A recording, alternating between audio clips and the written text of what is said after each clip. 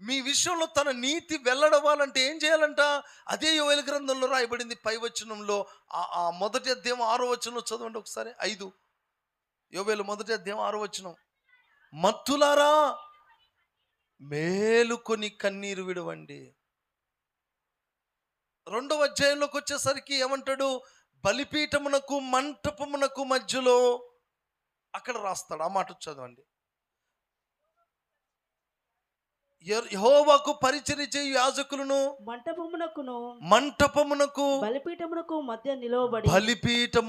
మధ్యలో నిలవబడి కన్నీళ్లు విడుచుచు.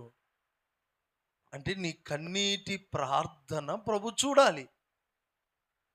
నీ కన్నీళ్లను చూసినప్పుడు దేవుడు తన నీతిని జ్ఞాపకం చేసుకుంటాడు. తన నీతిని బట్టి నీ కన్నీళ్ళు దాటిపోతాడా? ఆ విషయంలో అనీతిమంతుడు